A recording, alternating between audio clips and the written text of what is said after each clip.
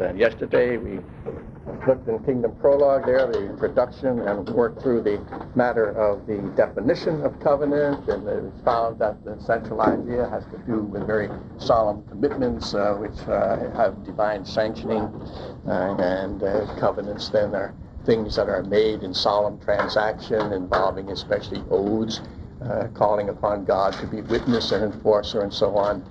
And in the hands of the Lord through history, this covenantal instrument is used as an instrument in administering his kingship over all of the world. And yesterday we looked in Kingdom Prologue there, the introduction, and worked through the matter of the definition of covenant, and it was found that the central idea has to do with very solemn commitments which have divine sanctioning, and covenants then are things that are made in solemn transaction involving especially oaths, calling upon God to be witness and enforcer and so on. And in the hands of the Lord through history, this covenantal instrument is used as an instrument in administering his kingship over all of the world. Now then, as we try to develop that definition, we appeal to various data, and among them we refer to the fact that in the ancient world of the time of Moses, as well as before and after, but particularly there in the time of Moses, which we may speak of roughly then as the third quarter of the second millennium BC, whichever date you take from Moses or in the Exodus, whether early or late, in the third quarter of the second millennium BC, pretty much. And right in that period, in God's good providence, it was the case that there was in international diplomacy use made of treaties to define relationships. A great king could conquer a neighboring kingdom and simply depose and eliminate the local king and put some governor in his place or so. And another way, however, of doing it was that the greater king would get power over the neighboring kingdom, but he would establish the local king as a vassal king in relationship to him. Instead of just obliterating the less powerful king, he could preserve him on his throne, but make him tributary to the great king. And in such a situation particularly, there would then have to be some treaty relationship in which the great king would stipulate to the vassal king what was to be required of him, and that this would come to expression then in treaties and in a relationship which would be solemnized by certain rituals in which the treaty inscripturated, and so we are talking about authoritative words inscripturated in a text and so on, and which would be the basis for the ceremony of covenant ratification. The thing would be read to the vassal, and the vassal would be expected, in terms of what he hears being read in this treaty, to respond, commit himself by oath, yes, I will undertake these obligations and so on. And so the treaty form developed, and we have from, as we mentioned, especially from the archives of the Hittite kings, there are other treaties, but the ones that originally had come to light and stimulated the more recent discussion of treaties in the Bible and outside the Bible were the Hittite treaties, which there are something close to a couple dozen of them, not all complete, but some 2 dozen of these treaties. And what we were saying then is that we have discovered remarkably close parallels in the total legal documentary form of these treaties to texts in the Bible, such as, for example, Exodus 20, Deuteronomy, the whole book. And our particular points as far as definition was concerned was that these extra-biblical treaties and the arrangements, the relationships that they governed which are so close to God's relationship to Israel and the biblical covenants, these extra biblical ones are designated as oaths and bonds. All right. So we were trying to make the point that biblical Berith involves commitments where you were undertaking bonds, obligations in that particular sense under divine sanctions, and lo and behold, the equivalent type of arrangement in the ancient world was specifically identified as oaths and legal obligations or bonds. So that was supportive of our understanding of the biblical covenant. Now we just want to elaborate on that general thesis that there are in fact these remarkable correspondences that obtain on the two sides. And now for that purpose, in terms of, I've just had a couple of questions here about what outside reading would be appropriate to have finished by the midterm, whenever that is, in a couple of weeks or so. And we've been using a little bit Kingdom Prologue, and I'm not going to go through all the outside reading and say just which pages. You should be able to tell by knowing what was going on in class and knowing the content in general of the various books to tell which ones are appropriate. While I'm just talking about it, for the exam, if you know what's going on in class and you're on top of that, you'll make out fine in the midterm, irrespective of how much outside reading you have done. The outside reading conceivably could, enhance your product somewhat, and that would be fine. But you don't have to be too concerned about how much of that you've done, but you should be concerned that you understand on top of what's been going on in class. So in that connection, not today, we'll be dealing with material that's in part 2 of the Structure of Biblical Authority. The first 2 essays, the whole thing's divided into part 1, part 2. Part 1 deals with the problem of the canon, and I'm reminded that I said the opening date that was something that we would be coming to later on, towards the end of the term, the subject of the canon, and so part 1 could find its place there.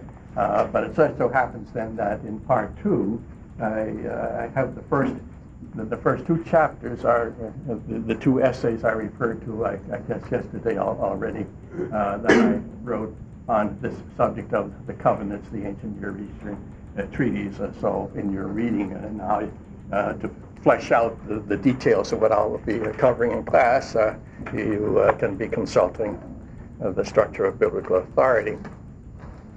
Now let's see what we want to do with this. So the first thing then is to see the pattern of the treaties and to trace this pattern as it appears in Exodus 20.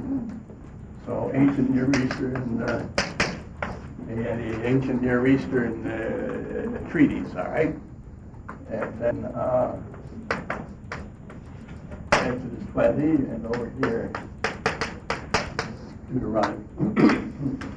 In effect, therefore, what we are doing at this point is we are studying those 2 significant portions of the Scripture. We are doing something by way of, here's a course on the Pentateuch. We do something with Deuteronomy, and at this point we are trying to settle the most basic questions about what is the book of Deuteronomy and so on. At the same time, we are also then dealing here with this key material in the covenant-making context in the book of Exodus, and including the 2 tables of the covenant material. As what comes out of this is not just a formal understanding of the outline of this material, but it comes out that at least a somewhat fresh and different understanding of what the 10 Commandments really are, and even in terms of the most basic categories. So we traditionally classify Exodus 20 as the law, and think of it as something like Hammurabi's code.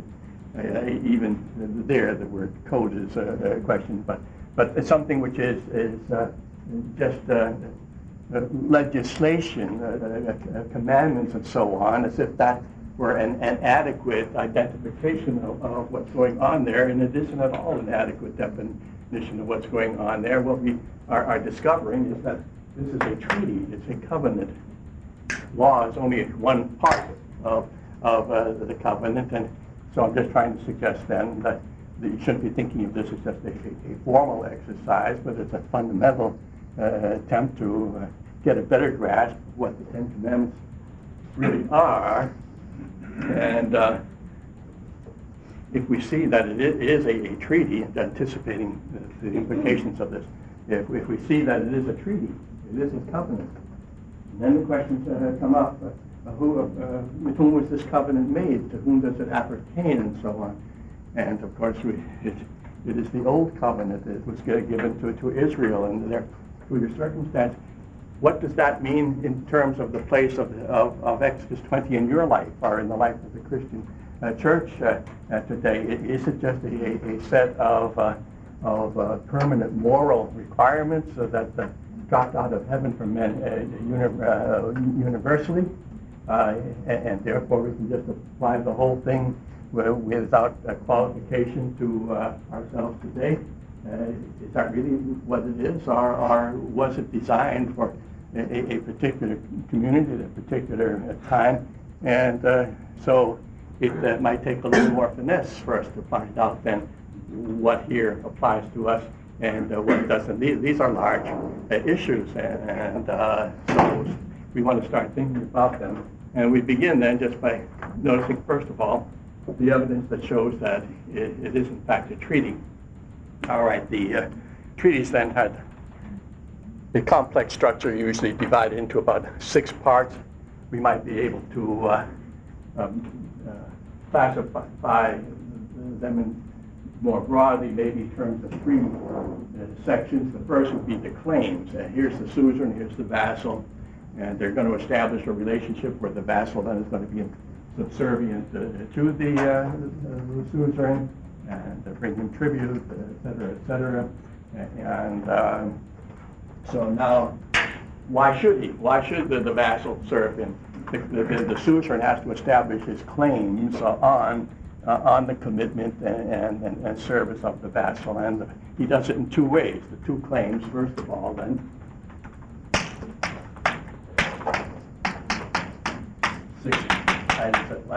But the first 2 constitute his claims.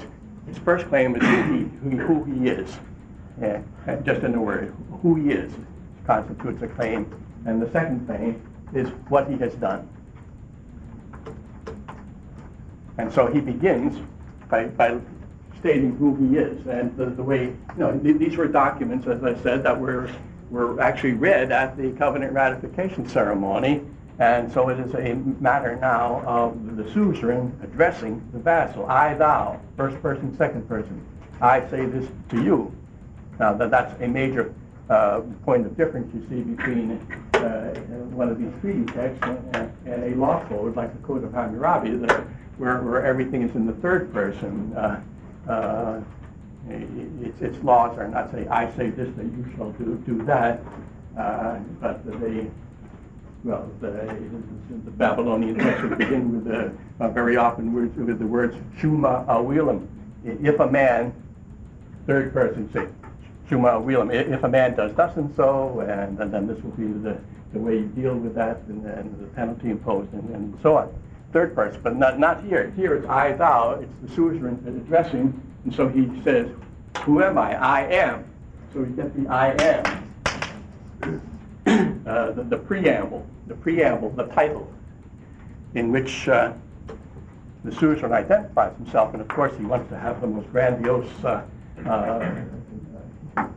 impressive type of title that he can give, and so he proceeds to do that. And so I am Shupi Luliuma, the king of all the lands, the favorite of the gods, on and on, anything that he can say that would be impressive. And so that he appeals here, you might say, to, in terms of motivation, he's appealing here to fear, awe, that the vassal, here's reason for you to to serve me. I'm in a position to clobber you into oblivion, you know, if you don't. And so there is that motive that is up front. But it didn't stand alone. Now we're speaking here, you see, about the second millennium treaties. Afterwards, we're going to be dealing with a comparison of these treaties that come from about the time of Moses, second millennium BC, comparing them with the form that the treaties that developed into by the first millennium. And we're going to show that the fundamental difference is the one in motivation that takes place. Later on in the first millennium, when the Assyrians, for example, were doing this sort of thing, they stopped with that motivation. That was all that was going. But in the second millennium, there was something more winsome. There was an appeal to gratitude for benefits past. There was an appeal to previous history in the relationship of the two parties, which took the form then of an historical prologue. An historical prologue. And we'll be coming to that presently. But first of all, then, the historical prologue would recite the benefits that at least the suzerain alleges that he has done for the vassal. But he begins with the I am, the great one is my name. And all right, Exodus 20, I am, huh? And in fact, I am is his name, isn't it? You know, that just coincidentally. I am has ascended as who is I am Yahweh, your God. All right. So, Lord God. Enough said, huh? If that is his name, he didn't add any other titles. Could that be a way of Yahweh indicating that he's the suzerain of suzerain? The way Jesus did, what? Well, is that a way of for Yahweh to sort of indicate that he's the suzerain of suzerains? Yeah. It's a polemical play on their... Oh, you mean the I am? The I am. Yeah, I mean his name Yahweh being having that in that he is the real, he is the one I am of them all. It's conceivable, I suppose. Sure. Yeah. That he would, when he says this, gives this explanation to Moses of what it means, that he is already assuming Moses' acquaintance with these treaties, and I think we should. And all those I ams you're saying here, that's nice. That's for you. All right. And Deuteronomy. All right. Now that's Exodus 20. And so already you can see that Exodus 20, what we call the Ten Commandments, isn't just law. It consists of many parts, and the first of which is the preamble. Right? Well, just in the last couple of Sundays, in my own experience in church, we have read from the law, and at the end of the hymn book, it's presented there, and set up in terms of the first commandment, the second commandment, the third commandment, and this business is included in the first commandment. This isn't part of the first commandment. This is a preamble before you come to the first commandment. All right. Then, in the book of Deuteronomy, you get the preamble in about the opening 5 verses, and here it takes the form of God's representative, Moses, and that's who Moses is the mouth of God here on this occasion, and Moses identifies himself, the speaker, as the Lord, so in effect it is setting forth the authority behind this whole arrangement as being that of the Lord who has sent Moses on the scene. And that's the first 5 verses of what's going on in the book of Deuteronomy. All right. Who have brought you out of the land of Egypt, out of the house of bondage? Historical prologue here. Here in the ancient Near Eastern treaties, having identified himself in terms of his awesome powers and influence and so on with gods and men. And then he proceeds, as we said, to recite past history. There's an appeal to past benefits bestowed. Look, I could have wiped you out completely. You were the king on the throne. I took over your kingdom. I could have just ended your dynasty and put an end to it and so on, but I didn't. As a matter of fact, what I did was to preserve you on your throne. And maybe you had some rivals there, and I overcame them so that they wouldn't be challenging you to your throne. And this, that, and the other thing I did, and maybe there was a history of previous relationships, and your father was a vassal of mine, and look how well I treated your father and protected him and so on, and now in gratitude, so anything and everything that he could at least allege that he had done in the past, he would recite here. And now the motivation, you see, is quite different. Now it's not fear, it's gratitude, love, appreciation for benefits in the past.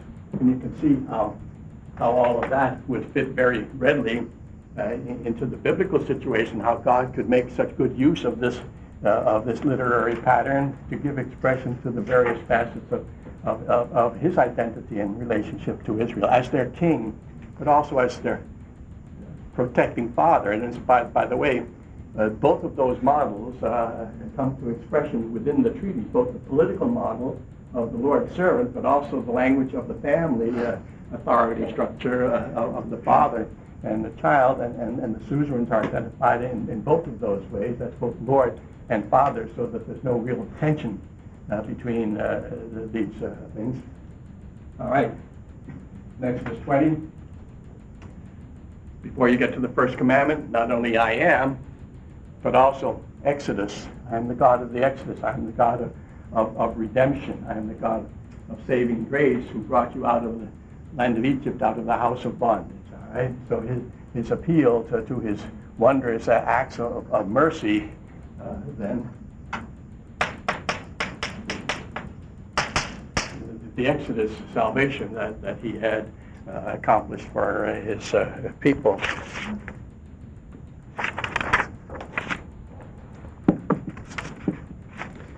In the book of Deuteronomy, it would be then in the rest of chapter 1 on through chapter 4.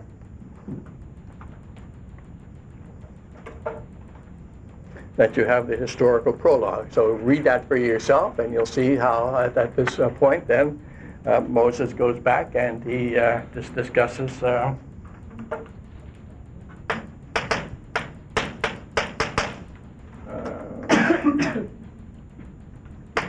in chapter 4, and he discusses the various things that the Lord had done for them. Now look, when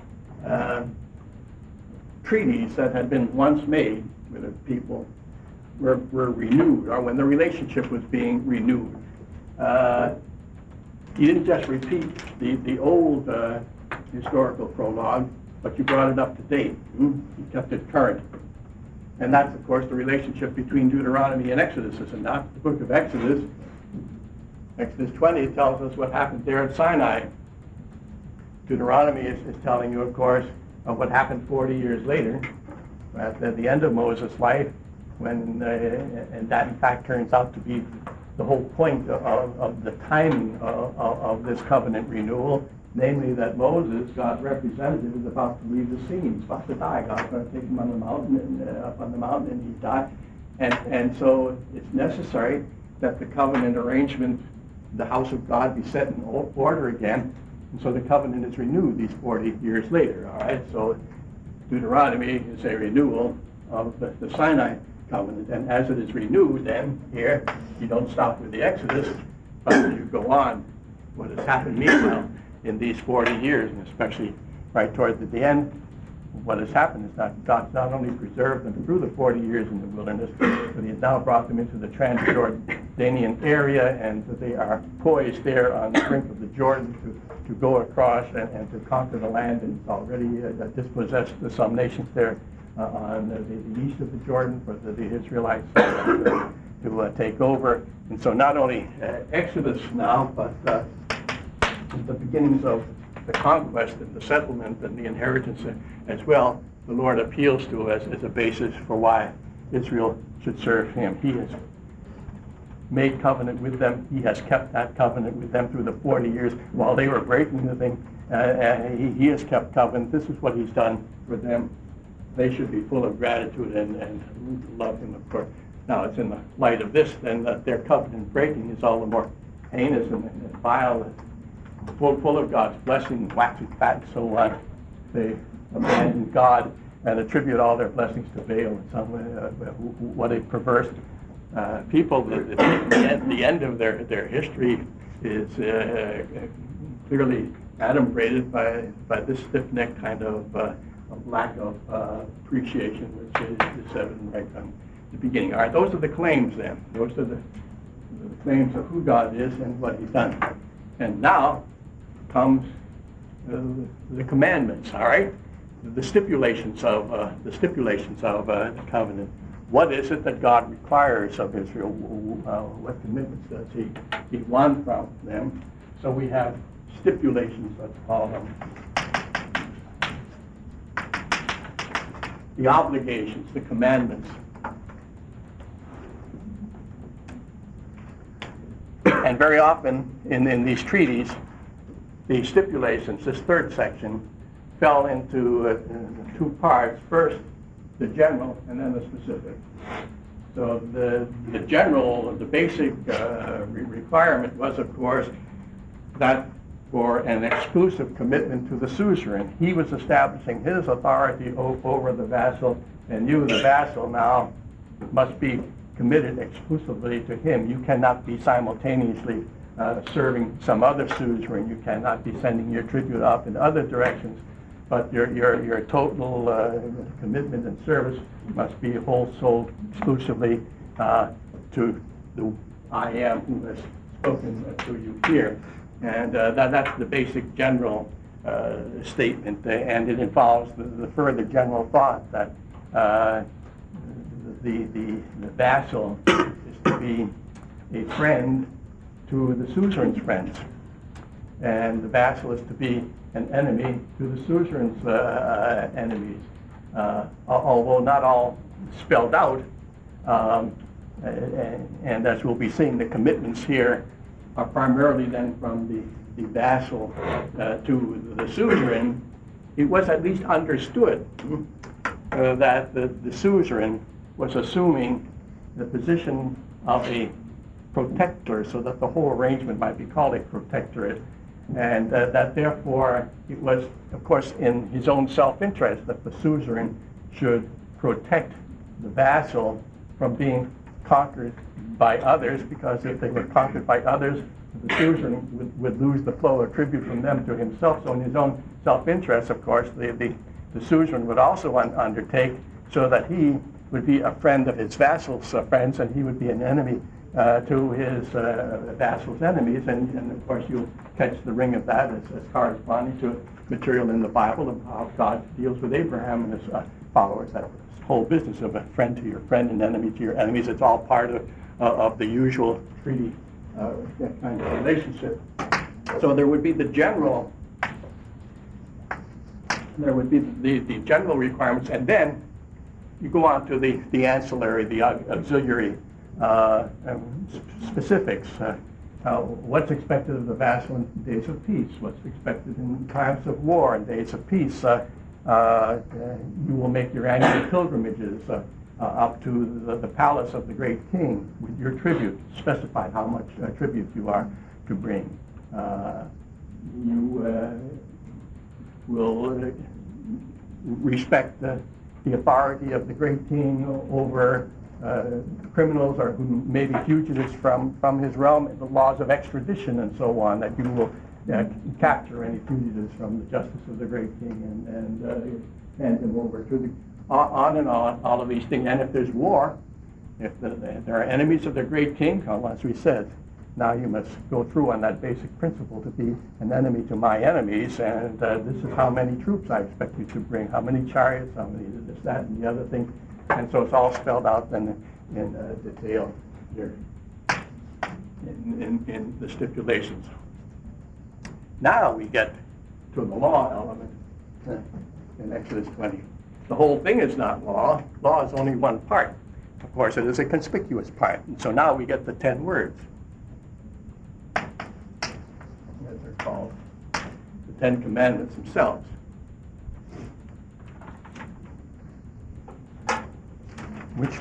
Which begin with the general ones that we spoke about. No other gods before me, and so on.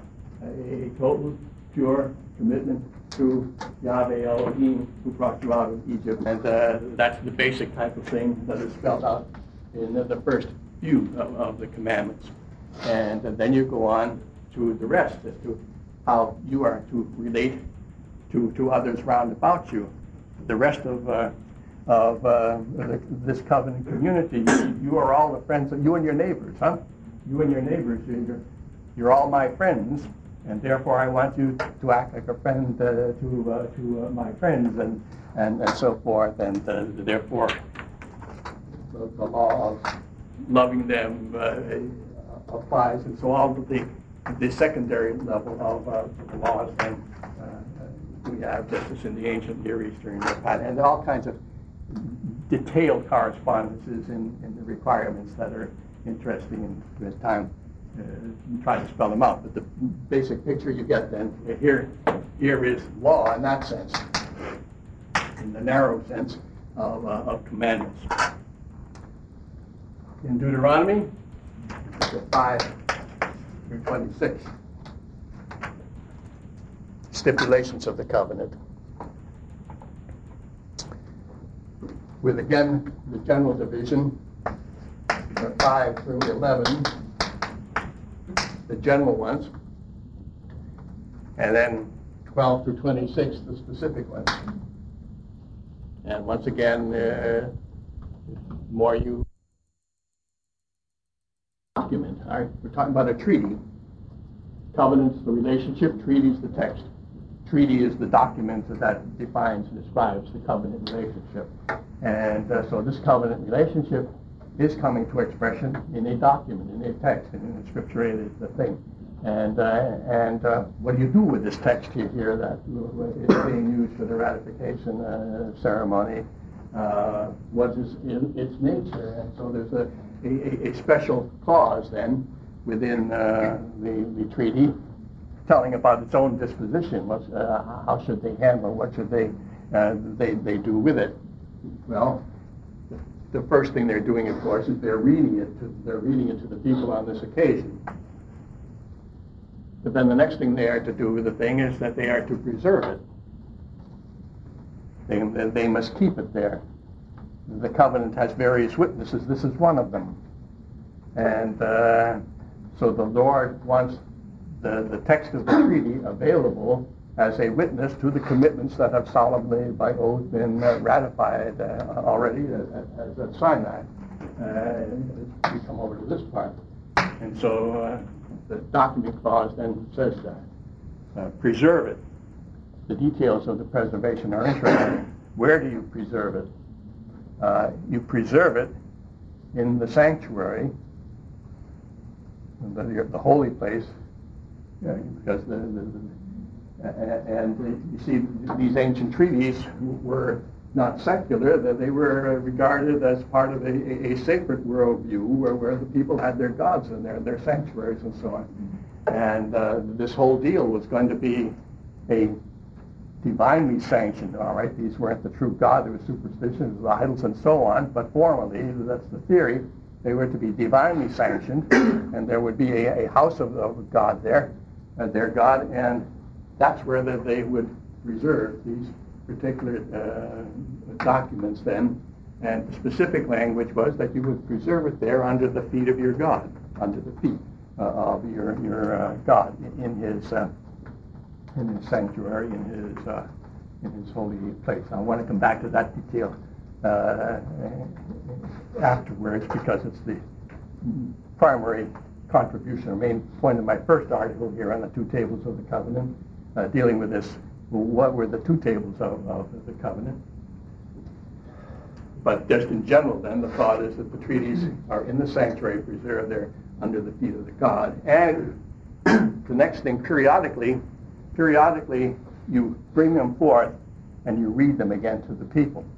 So the covenant vassal community must be kept alert and aware to their responsibilities as the years go by. They must not forget what they have promised to do for the great king. And so the documents would be brought forth and read to them to remind them of their obligations, and also, of course, to remind them of one of the next things we're coming to here, which would be the sanctions. So what will happen to you if you don't do this, as well as the benefits that will follow if you do. So periodic lecture, periodic public reading of the text was a requirement. Now, this particular feature is one that I made use of in the first part. I said that we'd be dealing with a couple of essays in part 2 of Structure of Biblical Authority today, and we are. But also, in developing the whole idea of the concept of biblical canon, I appealed to the nature of this kind of political document that existed in the ancient world as an equivalent, a formal equivalent of what we have in the Bible as the authoritative, inscripturated, covenantal words of the Lord. And in each case, what you're dealing with is authoritative words, not merely spoken, but inscripturated. In the case of the treaties, in the case of the Lord and the Bible, in each case, inspired, and not, I skipped the word inspired, that of course is the difference in the Bible from the others, but authoritative words put down in inscripturated form, which were not to be monkeyed with. That's another part then of this thing. You get what I call the canonical curse.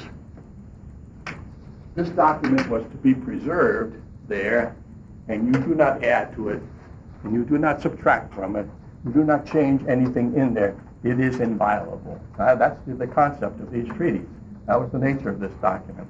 Authoritative, inscripturated words which were inviolable, preserved under the feet of the God, where he could keep an eye on this thing, couldn't be tampered with. And if anyone comes in and he erases or he changes in any way, not just if he breaks the other stipulations here, but if he tampers with the text itself, with the document, then he is subject to all of the curses that will subsequently be spoken of. Now, there I suggest in the first part of the book is the formal equivalent of what we have in the Bible in the form of God's inspired authoritative words, which he gives to his people, and to which he attaches the canonical curse, because you're familiar with it, aren't you? And if anyone changes any of the things that are written in this book, thinking now actually Revelation 21, here is a tradition that didn't die with Moses, but it continued right on to New Testament times. They were aware of this ongoing legal literary phenomenon. The Bible ends with all the curses written in the Apocalypse being threatened against anyone who would tamper with the thing. But with the same also attested, especially here in the book of Deuteronomy, we'll see that particular feature. Now, just to add this one further word about the first part of structure of biblical authority and then the subject of the canon, the importance of the observation that we just made of the existence of the formal equivalent of biblical canon in the ancient world of treaty diplomacy is of a good apologetic use when you're dealing with the subject of the origin of the idea of authoritative literature. When you read discussions of the canon, you find in modern discussion that they are not prepared, the modern critics are not prepared to allow that the biblical canon begins with the days of Moses, because allegedly that concept of such authoritative, inviolable scripture is a late religious idea and dawning on the Israelite. Later on, they conceived of it, but it wasn't until much later. And so discussions are stories of the history of canonization usually begin then in Israel at the time of the exile or something like that, or in some preliminary form, maybe with the book of Deuteronomy in the 7th century, but much later, because allegedly the concept itself wasn't there. And now I think what we show here is that concept is there. That concept of authoritative canonical literature is present in the presence of covenant, and covenant now is widely recognized as ancient. Covenant doesn't start in the exile. Covenant doesn't start with Moses. Covenant goes farther back than that. And the thing is that in modern critical thinking, what they think about covenant, it doesn't agree with what they think about canon. Their thinking about canon hasn't caught up with the developments in the area of covenant, because covenant and canonicity are correlative things. So that the awareness now that covenant is ancient should result in revamping all discussions of canon, so that they would be prepared to recognize that canon could very well be an early phenomenon, certainly in the days of Moses. So there's that whole being an important subject. All right, coming back now to this, then that is the documentary clause. Now, do you have one in Exodus? Do you have a documentary clause in Exodus 20? No. Why not? All right, the documentary clause says that you take the document and you put it in the sanctuary under the feet of the God. In Exodus 20, there was no sanctuary. Where does the sanctuary, where does the tabernacle come? Exodus 25 and following later on. When you're done with Exodus 20 through 24, is the story of the covenant ceremonies, the presentation of the text, the Israel's commitment, all that the Lord has said we will do. They commit themselves to adopt this arrangement. So then when that's all done, then the Lord settles down to spelling out to Moses what he wants his palace in their midst, his holy place to be like. And you have the account of the setting up of the tabernacle with its holy place, with its ark, right there at the beginning. What is interesting then, as soon as you get within the biblical text the account of the tabernacle and the ark, it right away picks up this theme that couldn't be dealt with yet in Exodus 20, and it says, now take the 2 tables of the covenant and put them in the ark. So in effect then, you get this feature in the narrative soon after Exodus 20 as it was possible to put it. And where is it put in the ark? What is the ark? The ark is God's footstool. It's the footstool of his throne, above which he is enthroned between the cherubim. What does it mean to put, therefore, the 2 tables of the covenant in the ark?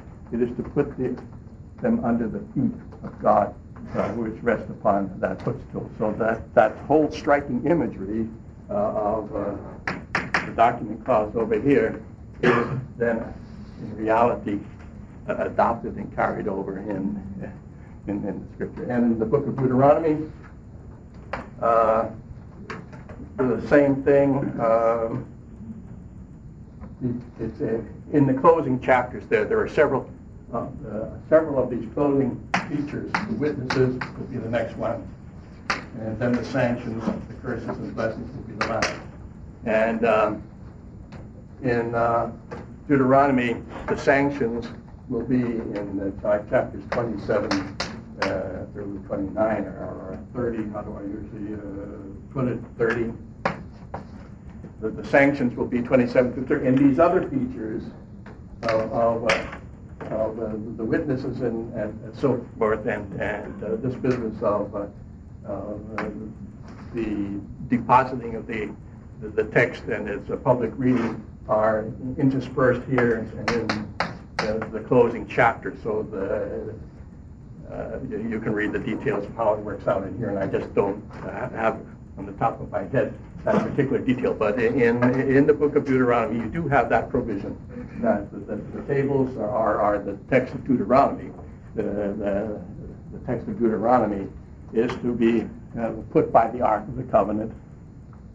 And every 7 years, now here's a detail from the document clause that didn't apply to the two tables of the covenant, but it does apply to the text of Deuteronomy. The business of bringing it out every once in a while and reading it to the people so that they'll know what the obligations are.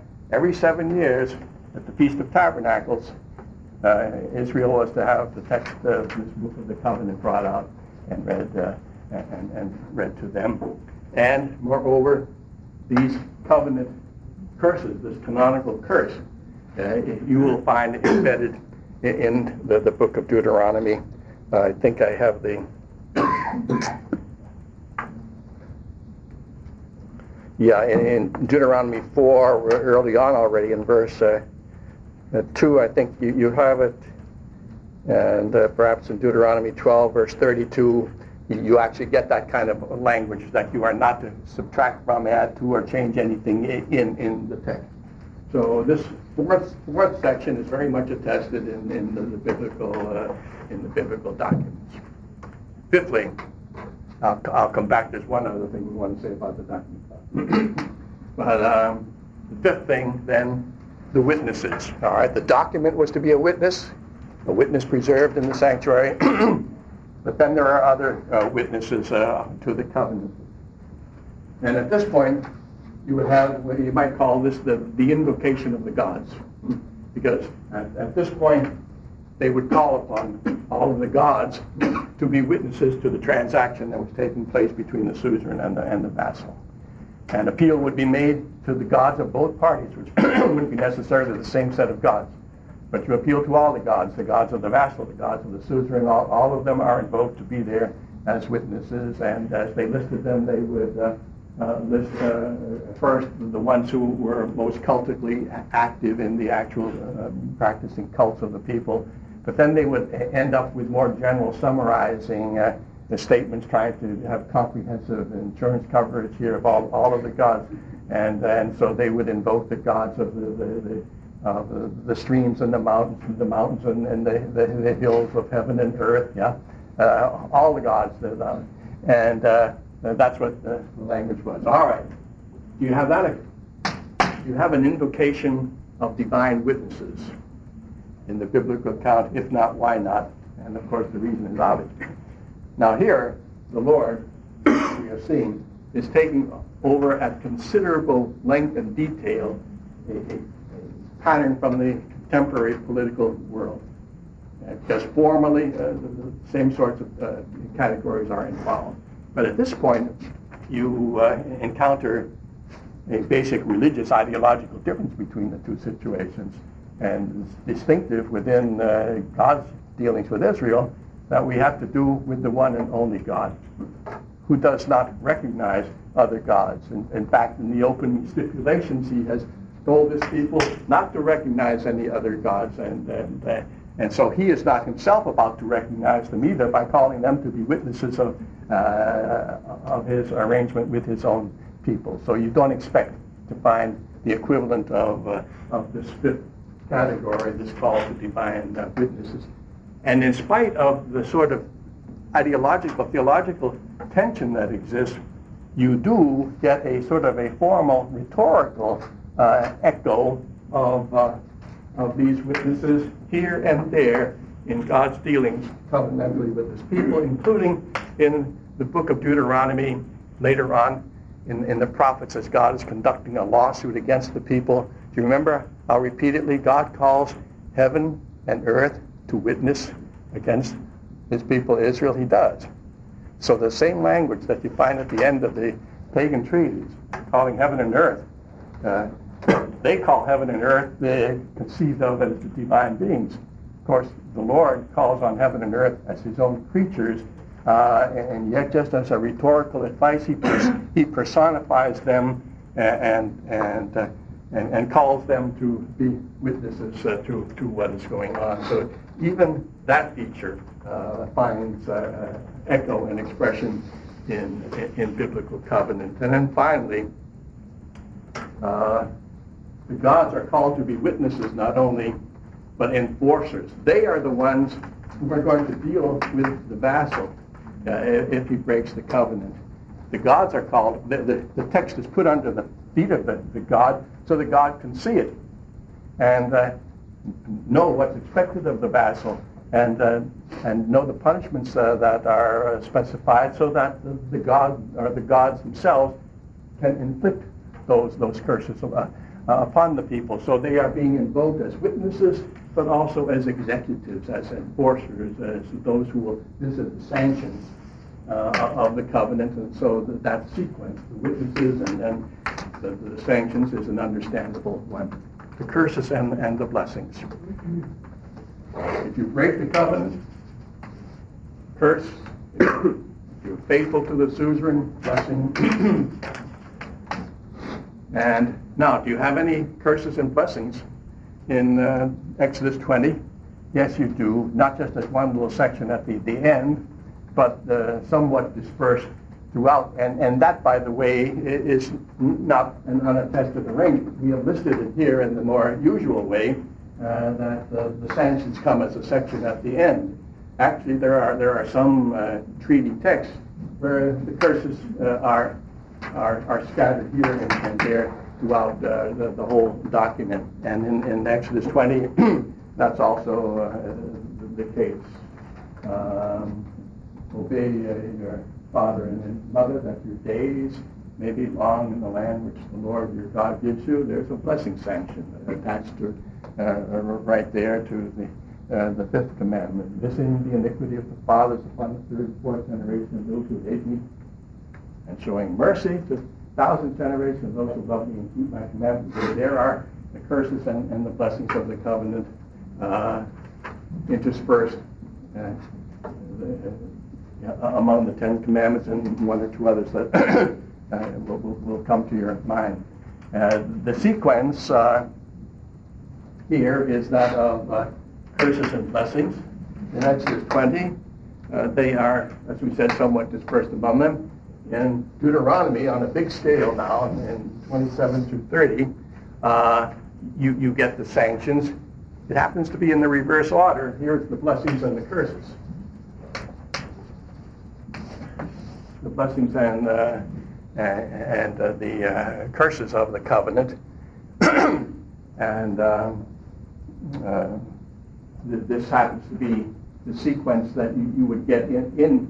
We said that we're not dealing here with a law code like the Code of Hammurabi. The Code of Hammurabi and that kind of thing also has sanctions in which they follow the sequence of blessing and cursing. And in that respect, the biblical covenantal treaties compare with the sequence of the sanctions in the law code that's over against the treaties. But the whole form, however, is such as to identify Exodus 20 and Deuteronomy not with a law code, but with a treaty. As we said, the whole I, thou form is over against the third person, etc., etc. So here again, that feature, and not only the formal character of it, but even the repertoire of curses. There was a common Near Eastern repertoire of curses that one could draw upon, and so it's a very rich imagery and so on that you get in the Bible. But the biblical authors aren't just inventing these specific curses that they go along. They're drawing upon a reservoir of the traditional, conventional curse, blessing, language. Let's take 5 minutes and come up, and then sanctions. There are promises of future blessing. And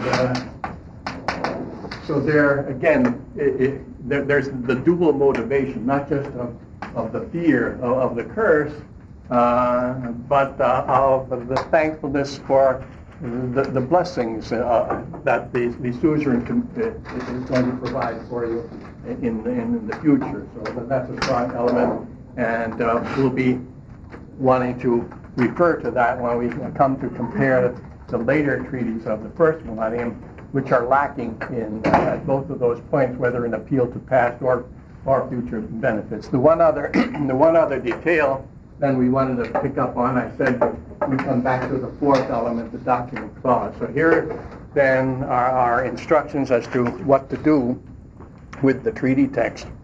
And you place it in the temple of your God, under the feet of your God. Read it every now and again, preserve it, file it. The more complete picture is, of course, you're dealing with two people. You're dealing with the suzerain, you're dealing with the vassal. And so the practice was not just to have one copy of the text, but you have two copies of the text, one for each party.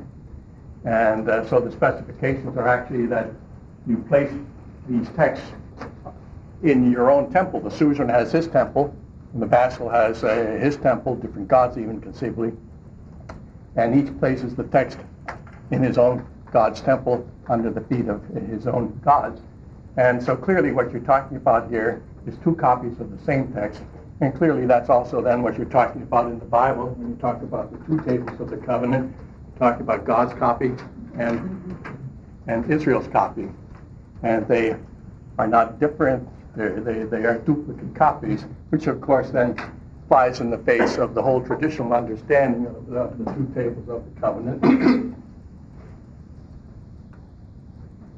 Traditionally, what we have thought about the two tables of the covenant has been controlled by a linkage we've made between that and the analysis of God's requirements in terms of our duty toward God and our duty toward man. And so the first table of the law was then identified as whatever had to do with our duty toward God, perhaps the first 4 commandments, and then the second, or the first 3, whatever. And then the second table of the law was identified with the rest of the commandments, and that, of course, is totally unhistorical and wrong. And so the two tables of the covenant, 1 through 4, first 4 commandments. The second table, 5 through 10. The first big mistake that's making is that it is thinking that this is law, a law code, whereas we found that it's a treaty. And what you have to make room for is the preamble and the historical prologue and the sanctions and all the rest of the thing. And this is not what was happening. What it is you have two texts. Each one has preamble, historical prologue, stipulations, in 1 through 6. Second one has the same thing. Preamble, historical prologue, all 10 laws, all 10 laws, they are duplicate copies. They are duplicate copies. And so at least in your own thinking, keep it straight and stop talking about the two tables of the covenant. So you're talking about 2 sections of the 10 commandments, which is completely insensitive to the historical realities of the thing. You're not going to win the battle. I've been trying to win it for 35, 40 years since I wrote my article here, and you just don't hear anyone talking to you. They just keep talking in the same unbiblical way about the first table of the covenant, the second table of the covenant. But you know better now, huh? And but the important thing is then but it's another detail. It's that remarkable, another detail that even with respect to the fact that there are 2 tables, duplicate copies, that the Lord has even taken over that detail into his administration. And of course, they are not only called 2 tables of commandments, they're called the 2 tables of the covenant. The Bible itself has been giving us the right language all the time for what we're dealing with here, not law, but covenant law, just one subordinate part of it. Now, as I said, and as you are no doubt thinking, some questions already I've received after class. So this then becomes very important, that here is not just some general moral law that can be applied indifferently before and after and all of it to us, but here is a treaty. And so it's quite another question then as to whether this treaty as a whole applies to us, and if not, what parts of it perhaps don't apply to us today. And that is, of course, a huge question. If you believe that this treaty was for you, period, of course, you'd be observing the Sabbath on the 7th day of the week. The very fact that you don't do that, I presume, shows that you recognize that this treaty as such isn't the treaty for you. And now the conclusion, the way I ended up stating things was in the structure of biblical authority, where I tried to show the correlativity then of canon and covenant, was to show that if in fact you confess two covenants, then you have to confess two canons. And the Old Testament is scripture, profitable for instruction, and on, the same as any inspired word of God would be, but the Old Testament is no longer the canon of the Christian church. Now that's a provocative, simple, extreme way of stating what it is, but as you're involved with, then as Christians and in the Christian ministry, with the whole issue of what am I going to do with that whole Old Testament, that bulk of the Bible that comes before Matthew, this is something you want to have thought through, that old covenant is not the canon of the Christian church. So you just can't simply say everything there applies today, and you obviously don't treat it that way, but to have the theory of it, where the principles worked out in your mind would be important. We want to be thinking about that. We'll be dealing with that as we go along. For the moment, however, now, we just want to continue making this historical correspondence between the extra-biblical treaty and treaty practice and what's going on in the Bible. Here, we have so far just dealt with the documentary pattern, what the texts were like. And now, secondly, with relationship to biblical parallels, secondly, there's the ratification rituals.